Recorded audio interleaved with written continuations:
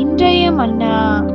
இன்று கர்த்தராகிய கிறிஸ்து என்னும் இரட்சகர் உங்களுக்கு தாவீதின் ஊரிலே பிறந்திருக்கிறார்.